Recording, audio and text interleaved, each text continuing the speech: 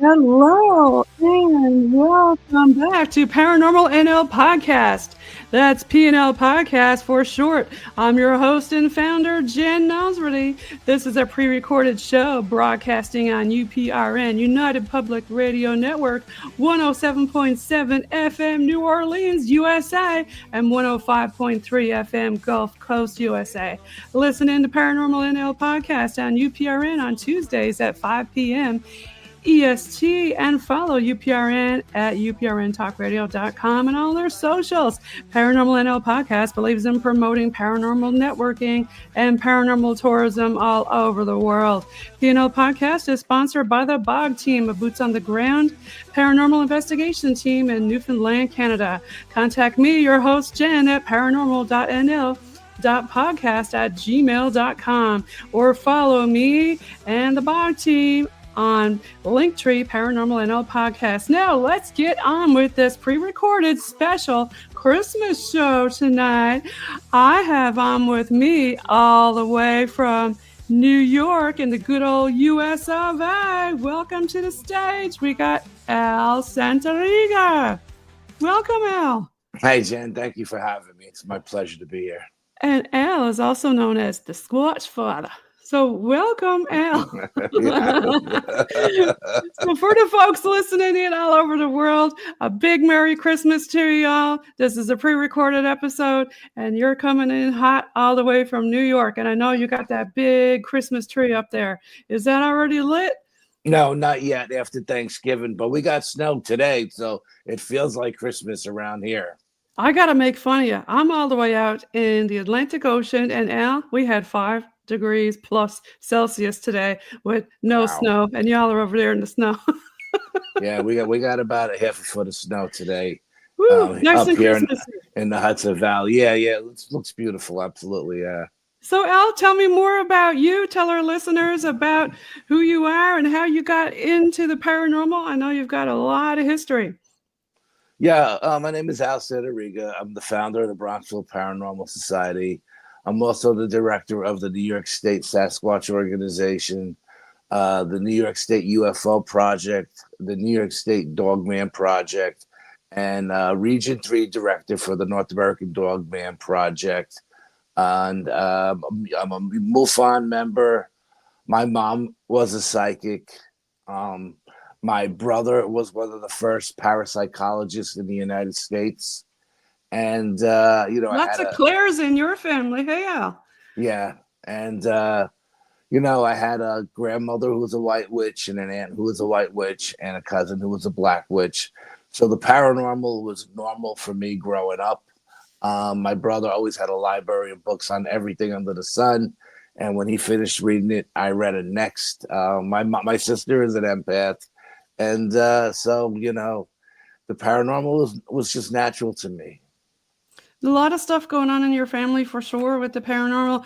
Al, is there something that sticks out in your mind? When you think about paranormal, I know a lot of people just think ghosts, but hey, it's not just ghosts, right, Al? We got your cryptid creatures, we got your UFOs, and not just your spooky ooze, right? Oh, absolutely. It's all connected. All 3 genres are connected. And took me a long time to realize that, but they are all connected. And like I said, when I was a young kid, sleeping over at my cousin's house, whether it's my cousin Dino or my cousin Anthony's, we would the adults would come in and they would do seances and stuff. Never using a Ouija board or anything like that, but they would definitely do tarot card readings. And, me and my cousins would creep out from our bedrooms and stay in the shadows and watch. And it was amazing when you seen the candelabras start to dance and the flames would go from like 1 inch to a foot high. And it was pretty wild. It was pretty amazing. And for some reason, my relatives were always trying to channel other relatives, But, yeah, because your mom was a psychic, right? You were mentioning. Yeah, my mom was a psychic. My father actually made her sleep in a separate bedroom because the spirits would come to her at night and she would talk all night long. And my father worked construction. He had to get up early in the morning to go to work. So he didn't want to hear her babbling all night long to someone who's not there. So you made Now, her sleep in another room. did she know that she was doing that at night, talking? No, she didn't know until the next day when, someone would tell her, my father would say, you were talking all night long last night, or I would tell her, hey mom, I heard you talking, she would sleep on the pull-out couch in the living room some nights, and my bedroom was next to the living room and I could hear her talking. I would get up and go and look because like, who the hell is she talking to? And there would be nobody there, and sometimes it was in broken English because my mother was from the other side, she was from Italy, or sometimes it was just all Italian. And my mother always had premonitions whenever anybody died that was either in the family or close to the family. And it didn't matter if she was visiting my sister in Florida, my brother in Colorado, or my relatives in Italy. When anyone ever died, they always went to my mother first. And then my Okay. mom would call back to New York and say, go check on this one, go check on that one, and we would find them dead, So they would always go to my mother first for some reason. Now, when you were a kid, because your mom was a psychic, would you ask your mom where Santa was? No, I never asked her anything like that, as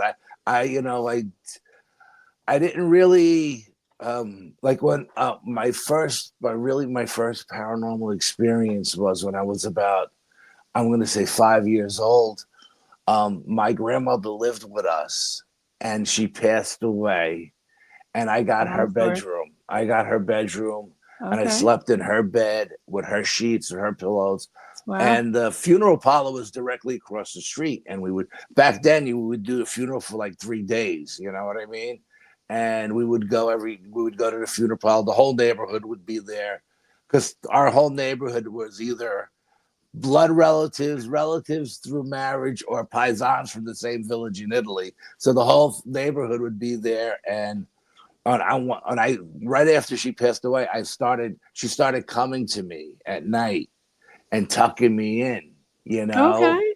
and she only spoke Italian. She didn't speak any English. And she would come to me and she would tuck me in.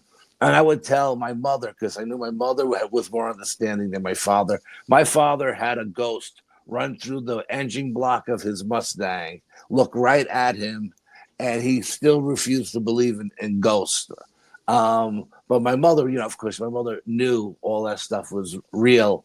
And I would tell my mother, and she'd say, oh, don't worry about it. It's just your grandmother coming to tuck you in. And if I told my father, he would say, oh, get the hell out of here. She's across the street still. We didn't even bury her yet. But So your dad didn't believe at all, hey? um, he would never admit to believing, but when he had his experience where the ghost ran through the engine block of his car, he was with a friend of his, and they were both World War II veterans, and they were both had Purple Hearts, and so these guys were manly men, and his friend Angelo, if you brought up the subject at the table, Angelo would get goosebumps and tears in his eyes, and he couldn't talk. And my father didn't want to hear it because my brother would always bring it up. Oh, Angelo, okay. tell us the story about when the ghost ran through the engine block. And Angelo like, oh, I don't want to talk about that. Don't.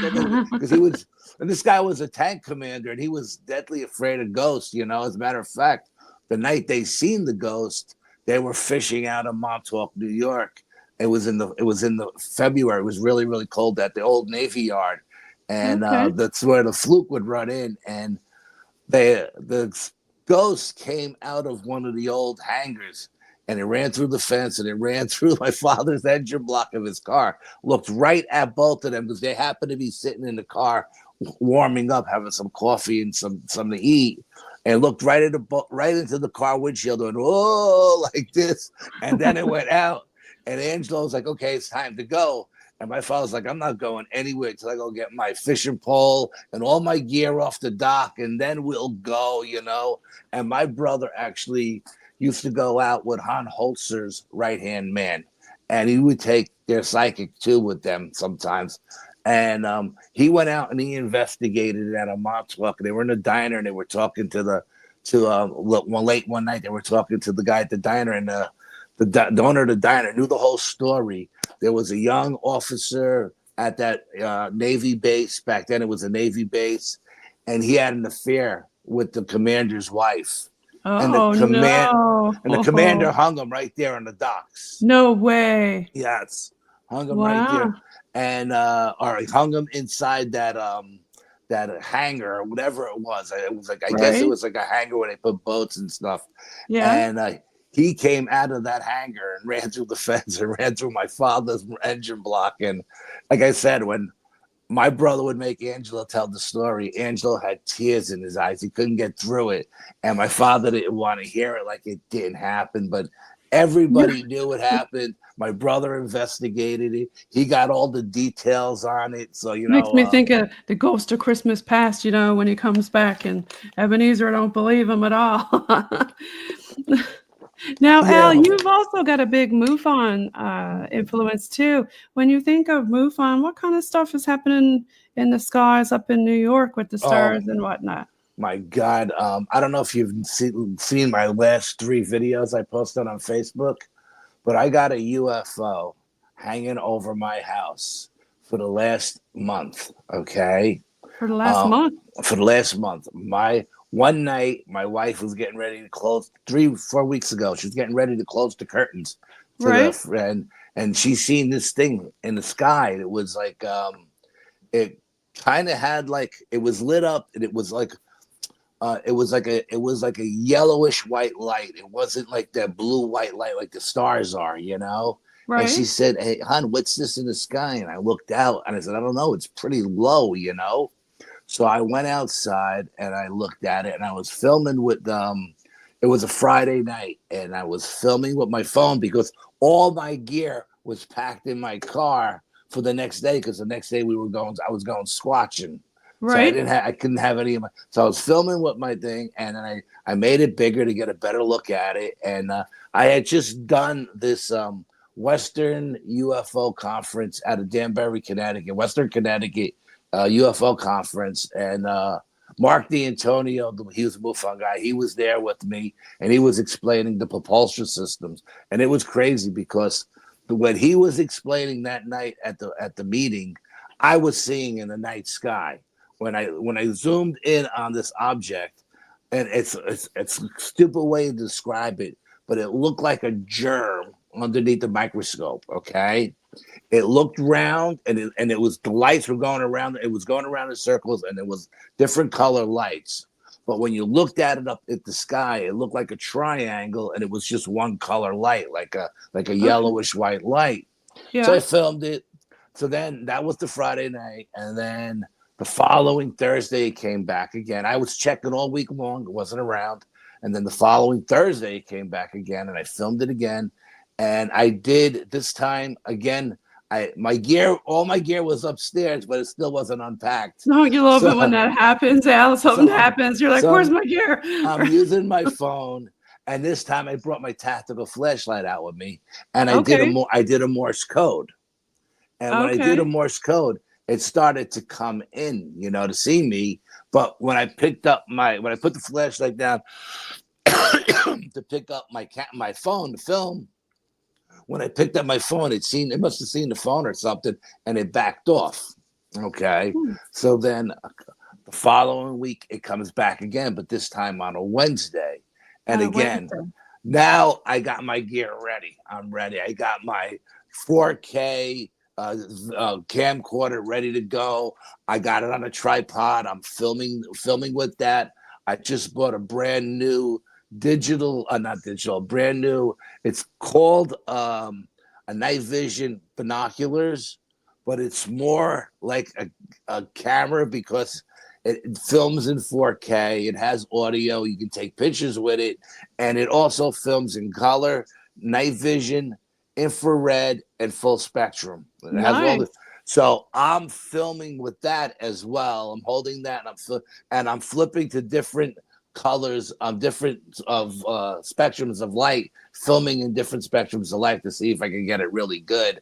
Right. And I filmed with both of those things, and then I put everything away because it was, how long can you stand down on the front deck filming?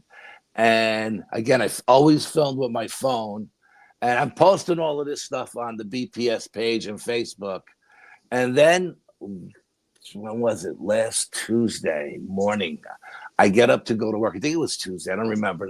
I think it was Tuesday. I get up to go to work early in the morning, 4:00 in the morning. And around 4:15, I'm going outside to get in the car to leave. And it's there. Now, I've never seen it there in the morning. I've only seen it there at night. But it's there. So I pick up my phone and I start filming again. And this time, as I'm filming it, it does a flash for me. Okay, so it's trying to communicate with you. And you know, when I seen I'm looking at the phone and I see the flash, and I was like, "Holy crap! Did it just flash me?"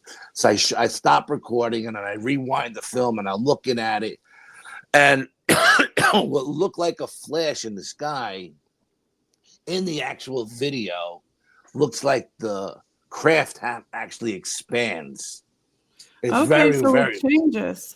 Yeah, and I don't believe, personally, I don't believe it's the craft expanding because in a couple of tis the season, right?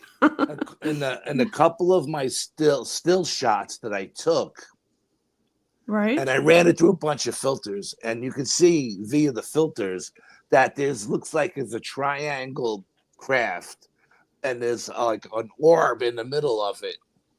Okay, so I truly do believe it's a triangle. And I don't believe that when they did that flash, I don't believe that it expanded. I think it's just it's just the way the light looked. You know what I mean? okay. I don't really believe that the craft expanded because it doesn't look like to me that it's what's it called, that the crafts they have now that are made out of yeah, the one I know the ones you're talking about. Yeah, they're at some kind of light. Yeah, because we got all kinds of different crafts, don't we? Yeah, I can't think of the word right now. I'm actually looking for your video over here on BPS. I'm digging. Yeah, and it was weird because when it came back just the other night again. I have these really, really high end binoculars that I use for when I go to the rifle range to see the distance of because a couple of my guns only have like red dot scopes. They don't have real scopes. Right. And my bigger rifles have real scopes. It was like, can't see 300 yards downrange. So I bought these high powered binoculars. So the other night I was looking at it through the binoculars. And I gave them to my wife, and she went out and looked at it, and she said, it almost looks like it has tentacles, like a squid, and the tentacles are hanging down. Okay, that's so weird. I was like, what the hell are you talking about? So I grabbed the binoculars, and I looked, but when I looked at the craft, the tentacles weren't hanging down. They were facing west. Facing west. Yeah, they were. It was just very, very strange. Plasma. That's the word I was looking for. A plasma craft. It doesn't look like it's a plasma craft to me. It looks like it's a triangle with some kind of orb, sphere in the middle of it that's making different color lights as it goes around. Because the way Mark explained it, when that thing is spinning around like that, that's what's creating the antimatter part of the propulsion system. And it looked exactly like what Mark was discussing at the conference. But yeah, this has been going on for like a month now. Excuse me. And, so Al, yeah, it sounds like you've had definitely something weird going on with the lights. And haven't you guys done some CE5 events too with the BPS? Oh yeah. We for the last I would say the last 10 years or so, Pine Bush, New York, which is the capital of the UFO phenomenon here in New York State, has been doing a UFO fair, and we get invited just about every year now. We can't always make it because we have obligations to other stuff, but we've gone at least 5 out of the 10 years, and it was one particular year where we were going to do CE5 at the end of the night when all the speakers have spoke.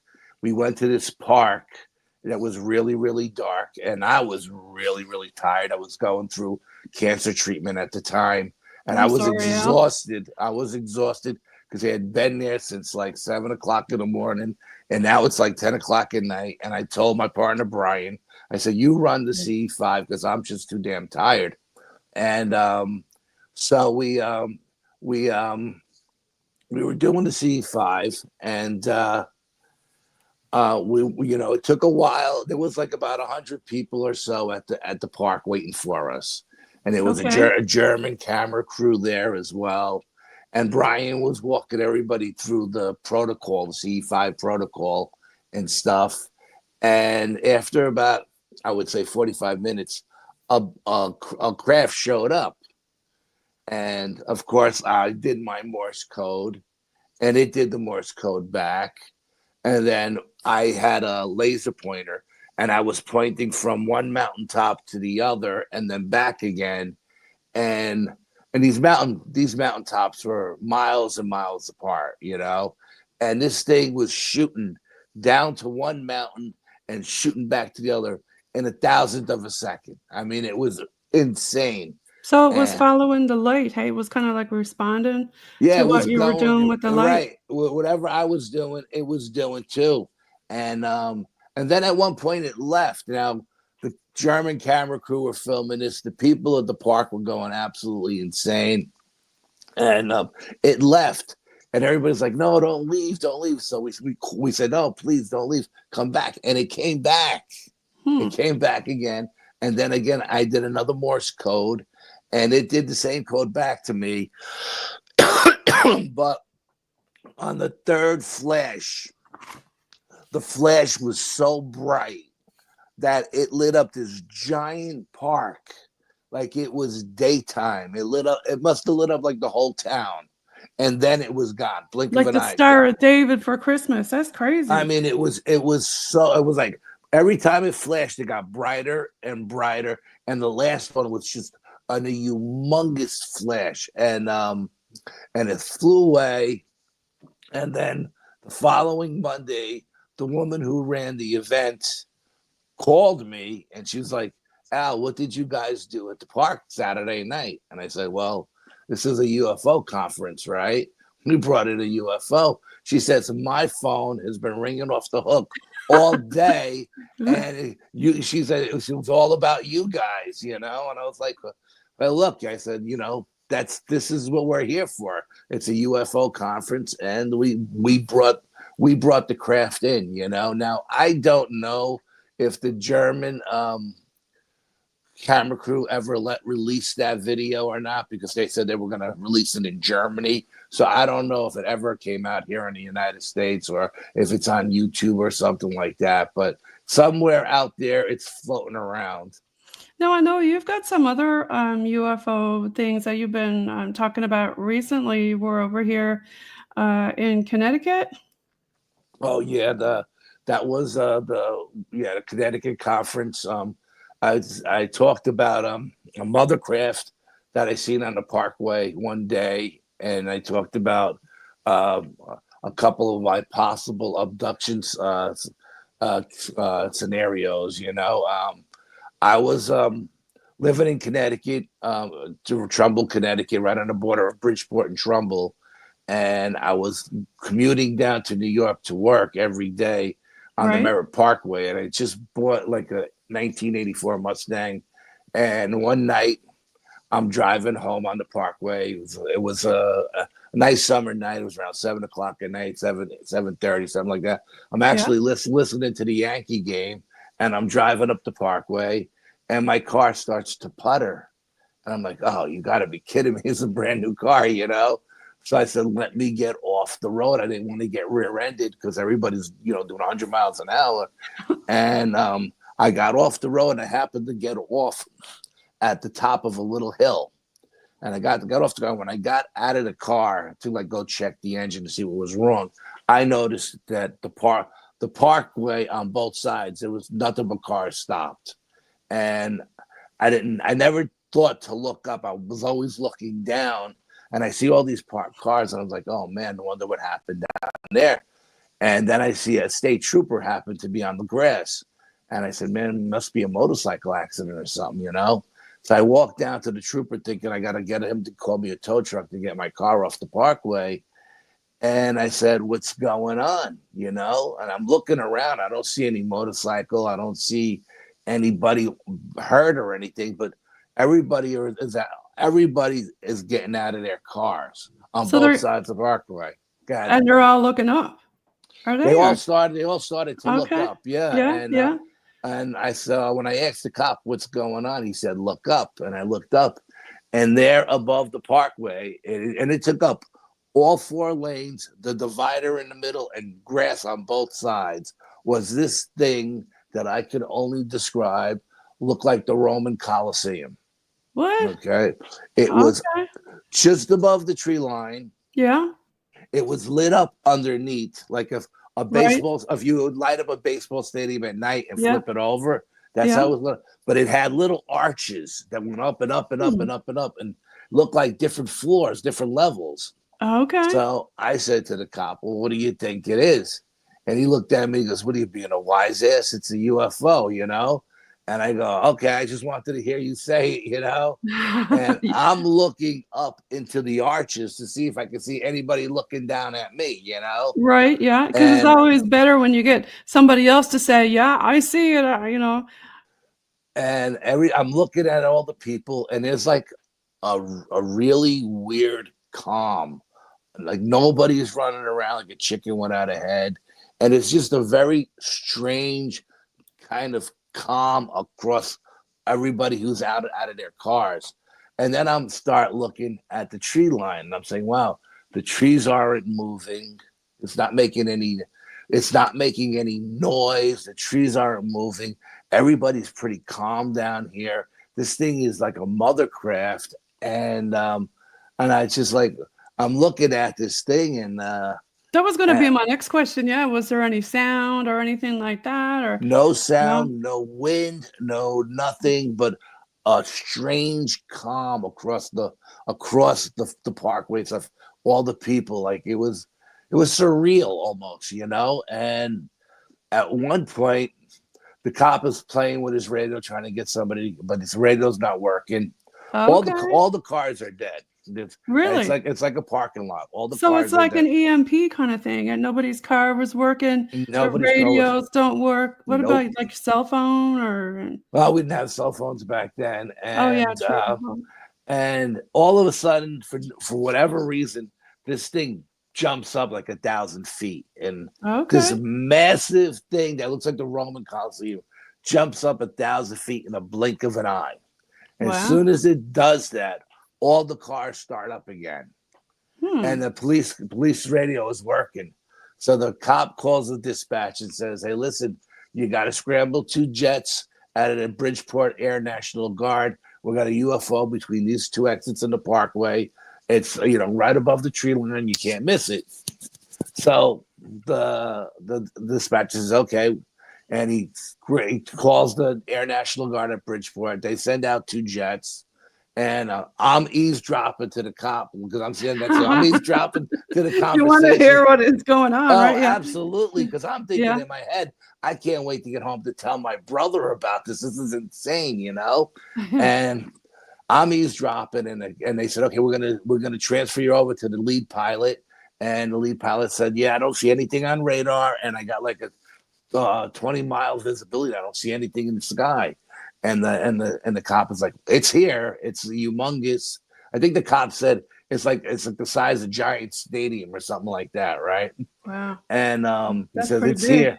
He said it's here. Yeah, it's here. And so then after a few minutes of talking, the lead pilot said, "Okay, we'll be there in like 30 seconds." And as soon as he said that, this thing shot straight up into the sky. Like 1,000th of a second, it was gone. You could like it hurt them or something. It was like it was listening to their radio conversation. Yeah. Makes me think of Skinwalker, when they have all those weird radio signals and weird stuff going on, right?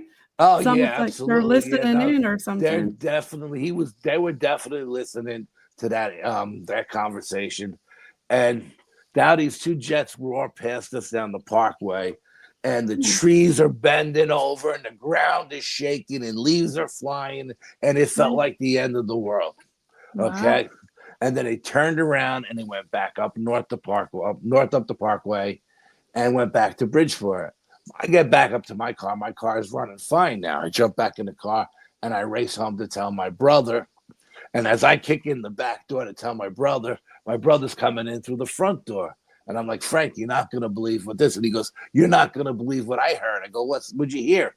He said, I was up in your apartment. I had the attic apartment in his house. Because I was up in your apartment painting, and I was listening to a radio show out of Bridgeport, and a UFO came across the Long Island Sound into Bridgeport. And the radio host went up on the roof, and he was telling everybody which way the UFO was going, and it was coming right towards our house. He said, so I went. I grabbed my camera with the bazooka lens on it, and I went up to some Catholic school that was up on a hill because he wanted to get the money shot. He said, but he was listening to the radio guy, and the guy said, like, as soon as it got like just before the parkway was just before the Catholic school, just as it got to the parkway, it made a hard left and it went south. So my brother never seen it. Okay. So I said, okay, now let me tell you my story. And I said, I seen it. You look like the Roman Colosseum. And I'm telling him all the stuff I heard. And then my brother wrote a book called Paranormal Family and Friends, Frank Santariga, Paranormal Family and Friends. And he researched that story. Okay, so Frank researched it. Okay. And he went, and my brother's very thorough when he researches stuff.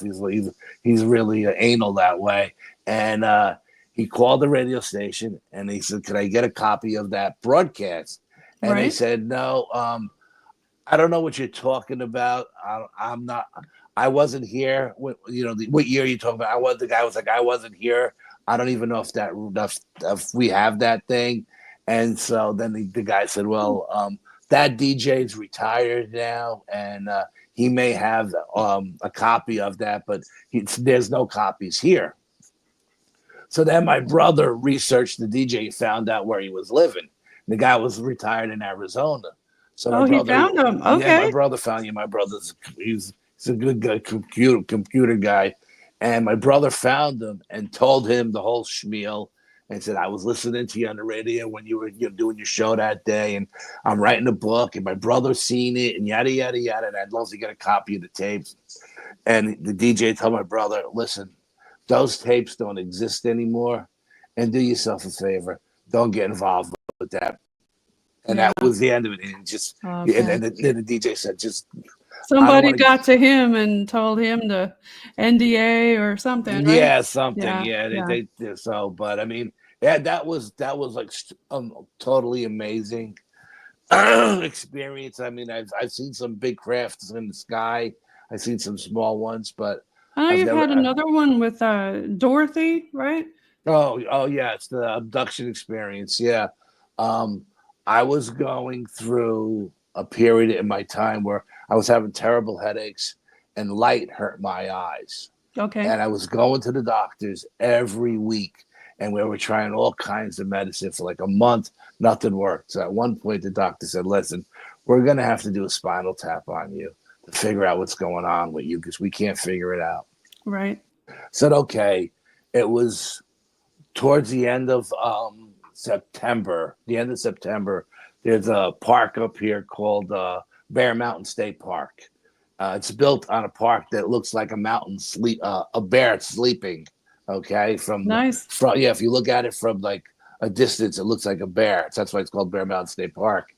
And so they were having a Native American powwow up there. So I told the wife, let's take the kids, And so we went there for the day. We took the kids and we parked in the back parking lot. No, they parked in the front parking lot.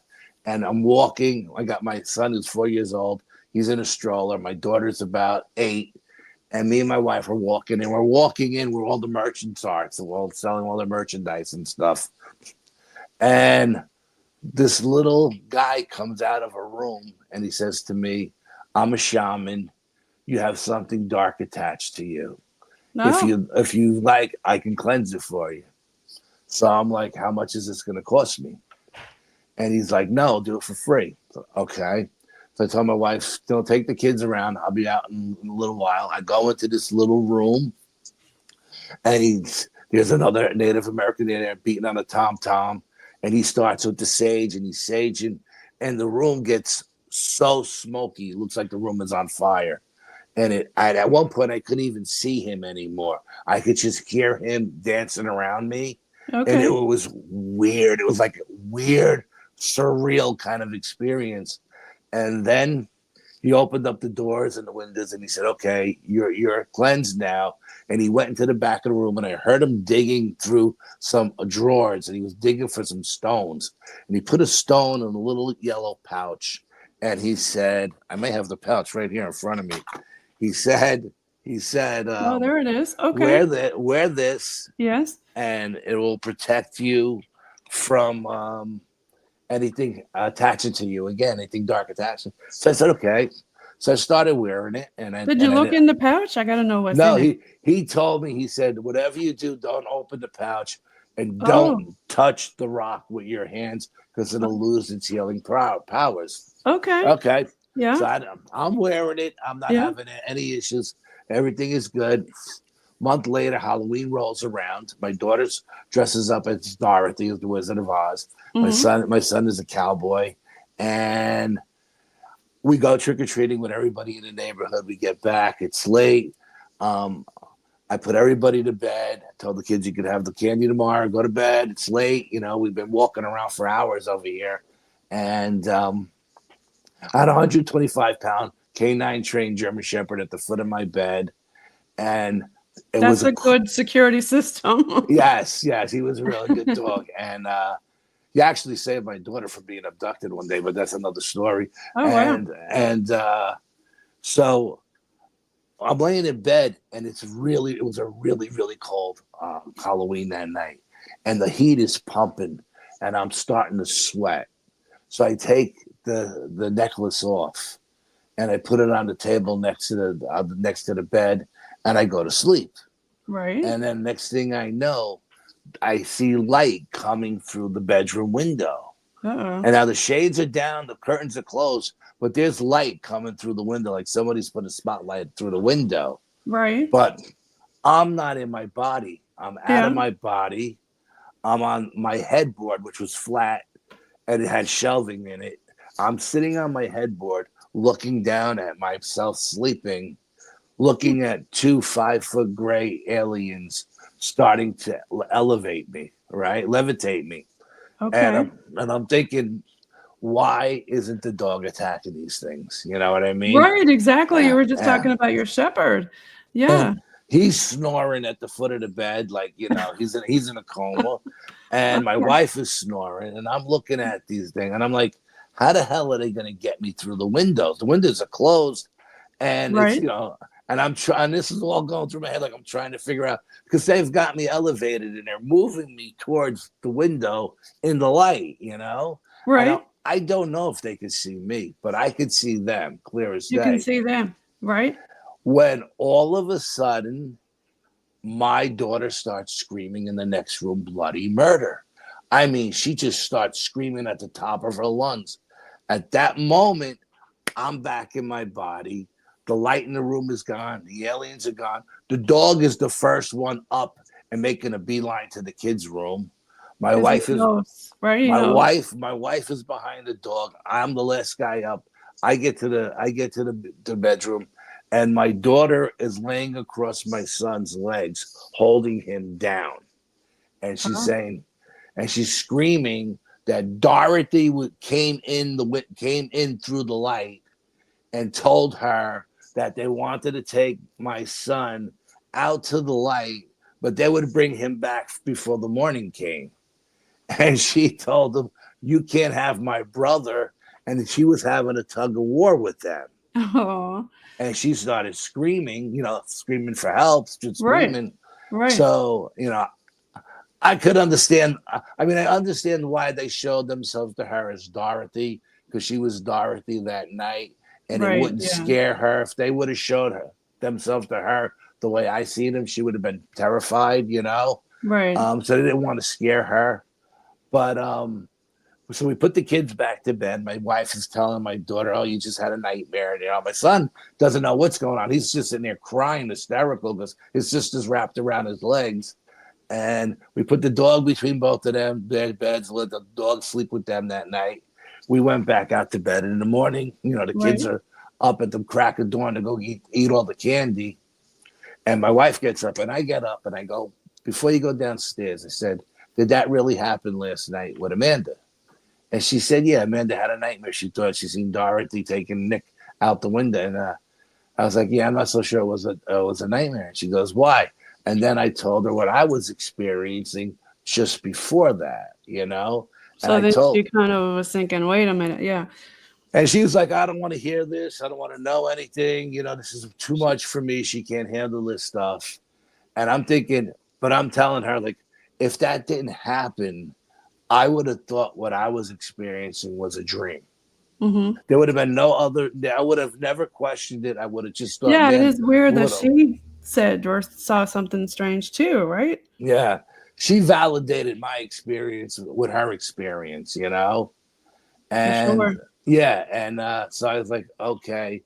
So after my wife went downstairs, I opened up the pouch, and Oh I no. let the rock out to see what the rock looked like, and I Okay. picked it up. I picked up the rock. I said, Yeah. because I was like, what the hell is in this pouch that was keeping Right. these things away? Because now Yeah. I'm thinking this is what attached to me. There was something dark attached to me, and I'm Right. thinking, what did he put in this pouch that was able to keep these things away?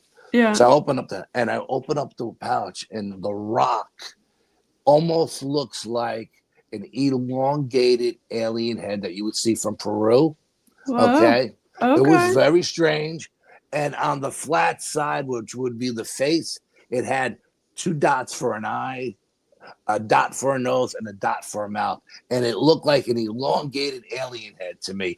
And it just like freaked me out. It's like, this is the weirdest looking stone I've ever seen in my life.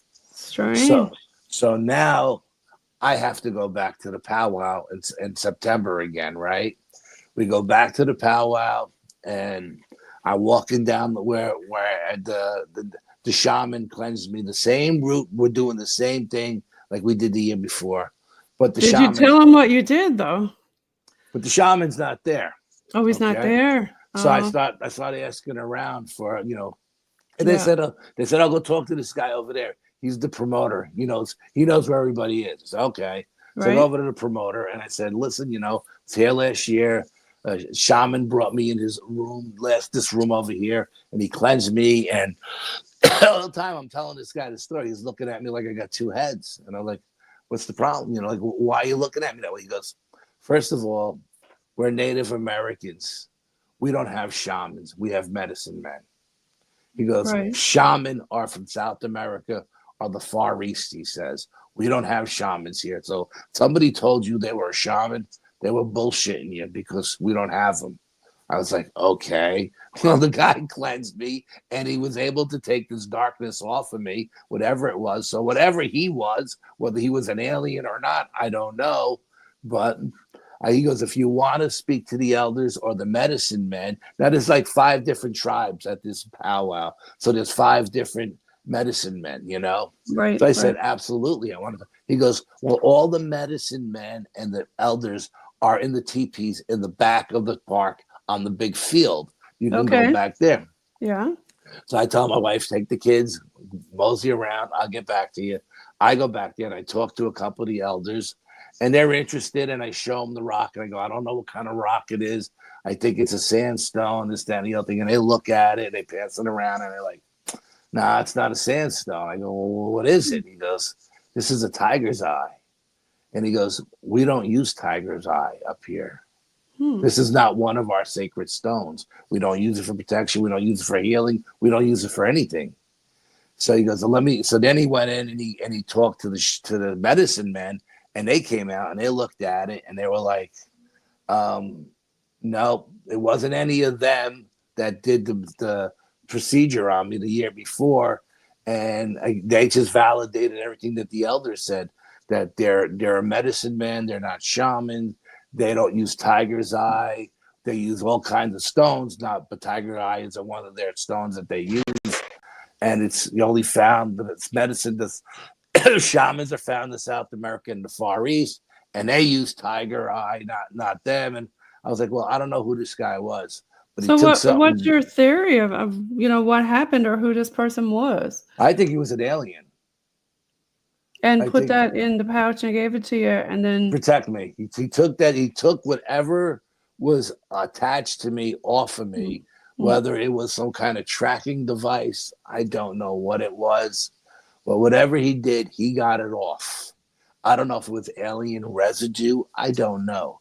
He got it off, and then he was just gone. Like I said, that no one knew who he was, or and I couldn't find the guy, so I was like, well, this guy must have been like an alien or something. To be able, weird things that happened unexplained, right?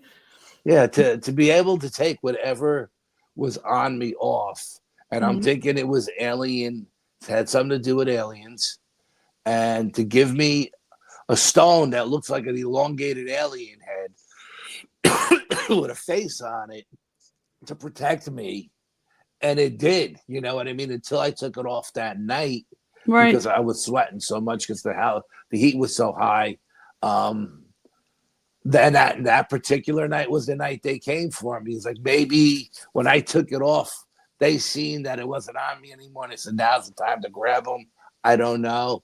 But I also, after my daughter got older and she moved into our master bedroom and my son stayed in his room, we moved downstairs to the spare room because my wife didn't want my daughter down there. She didn't trust her. She said she'll climb out the window or something at night. Let's keep her upstairs where we can keep an eye on her.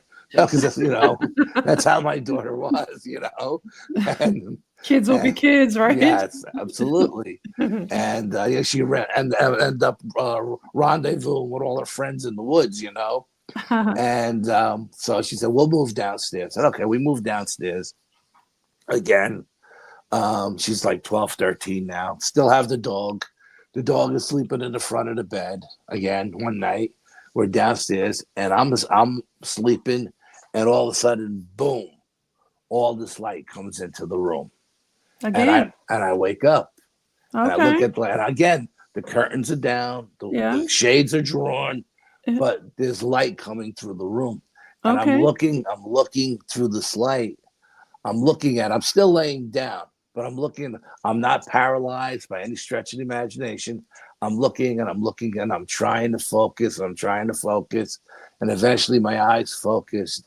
And there in front of my bed were two small gray aliens this time, about 3 feet tall, 4 feet tall. Yeah. They were much smaller than the other guys. Right. We said they were 3 feet tall. If the other guys were 5, they were 3. And they're sitting there at the edge of the bed. Again, the dog is right next to them. Literally, they've almost stepped on the dog. And he doesn't sense them at all? The dog is snoring. My wife is snoring. I'm looking at them, and they're doing this over the bed. And I don't know if they're trying to elevate me to get me out the window or what.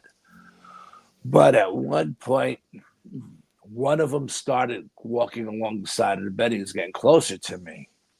And the thought came to my head was like, I wonder if they can hear my thoughts. And I was like, hey, I see you guys. You guys know I can see you, right? And I'm saying all of this stuff in my head telepathically. And they're not paying any attention to me. Like, they can't hear me. And they're going, ooh, over my legs. Now, I was getting ready to have total knee replacements on both knees. And I was thinking, oh, man, maybe they're going to heal my knees and I won't have to go for the surgeries, That'd be nice, right? That would have been great. And then one of them is getting really, really close to me. And the thought comes to my head, I'm a pretty big dude. This is a little pretty scrawny guy. You can get him, right? I'm going to grab him. And I want to see if he can make me let go. As soon as that thought came to my head, they both went, ooh, like this, and popped out. The light was gone. They were gone. I got up. I ran out the backyard to look around to see if I could see anything moving in the night sky, but there was nothing there. That's it. They were like, and no, we're not going to mess with Al because he's from New York and he can beat us up. and I wasn't, I didn't have any paralysis or anything, so I could move my extremities. So I said, you know what? They haven't done anything to paralyze me, and this guy is getting closer.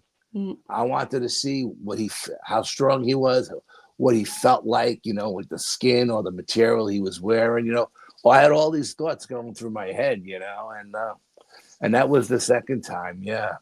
Crazy stuff, Al.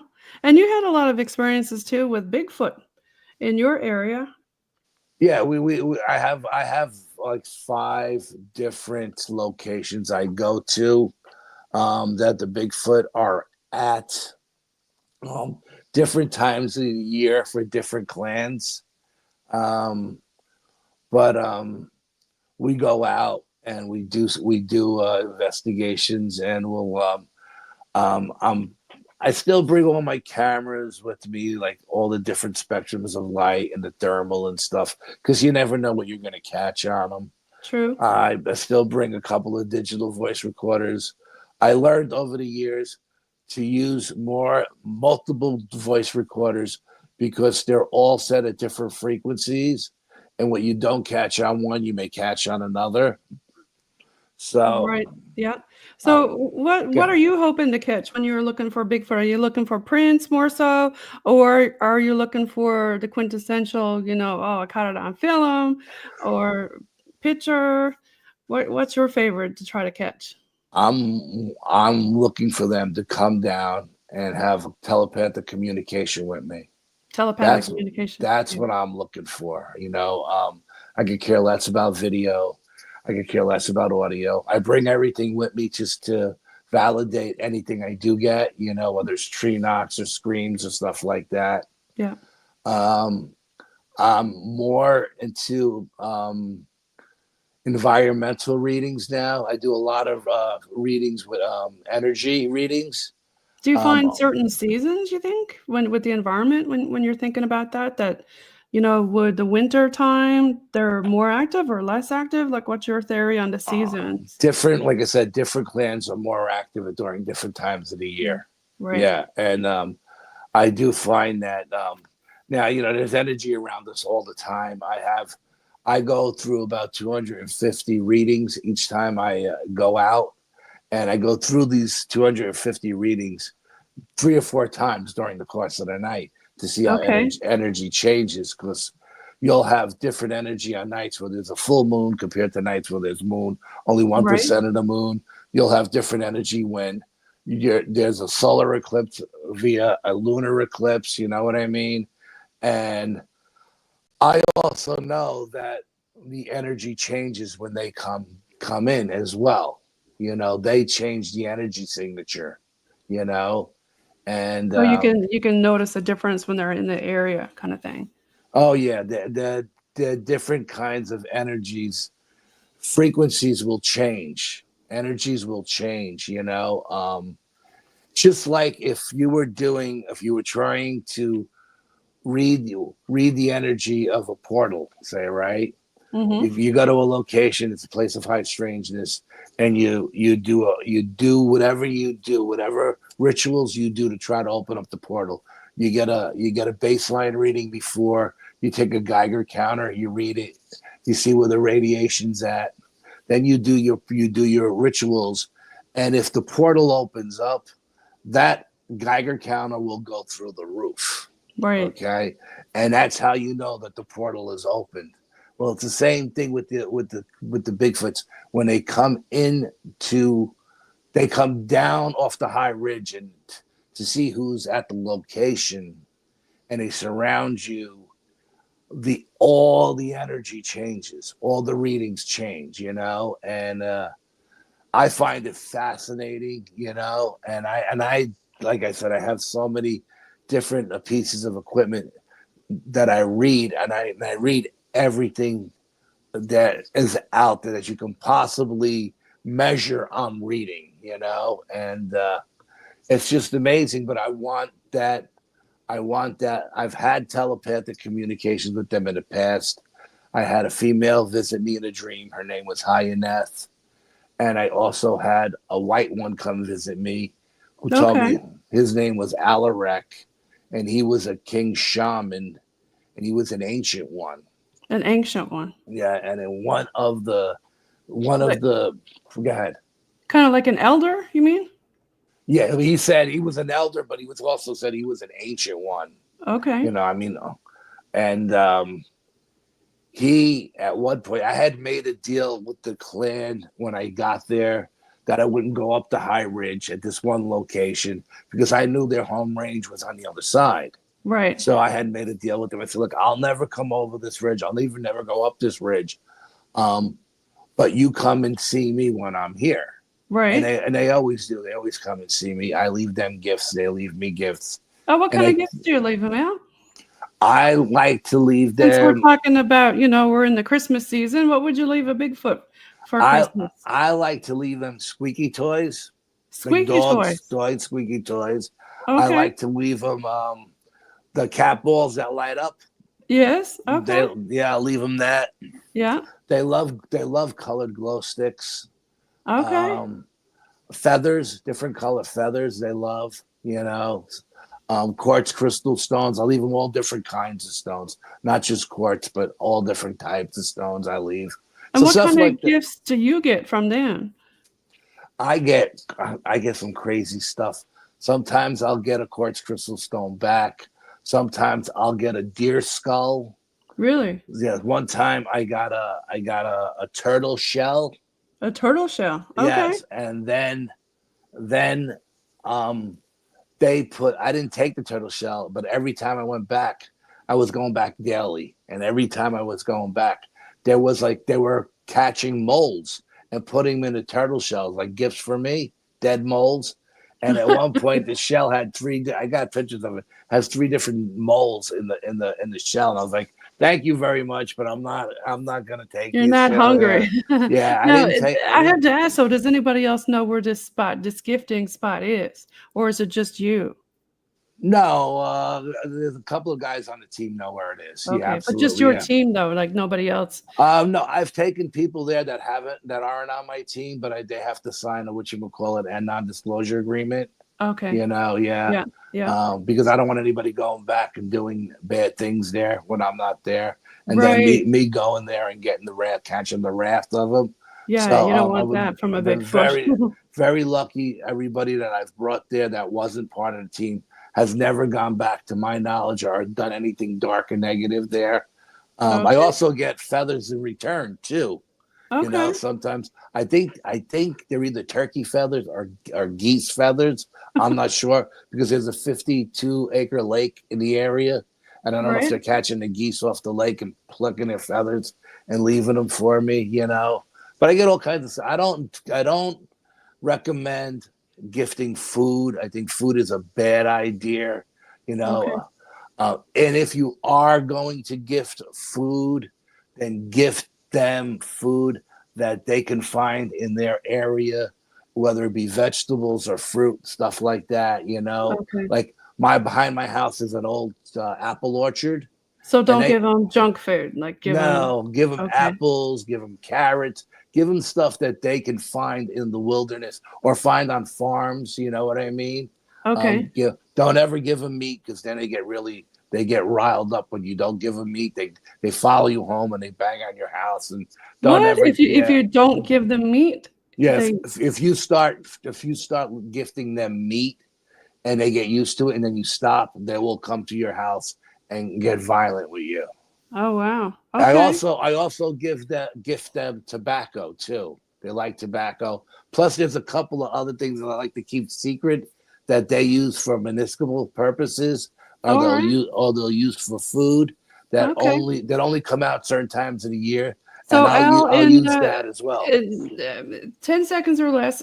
Tell me where people can find Bronxville Paranormal Society. And again, station ID, you're listening in on UPRN, United Public Radio Network, 107.7 FM in New Orleans and 105.3 Gulf Coast, and sponsored by the BOG team. And tell us, Al, where people can find Bronxville Paranormal Society. You got 30 seconds. Facebook is the easiest place to find us. We're on all of the streaming networks.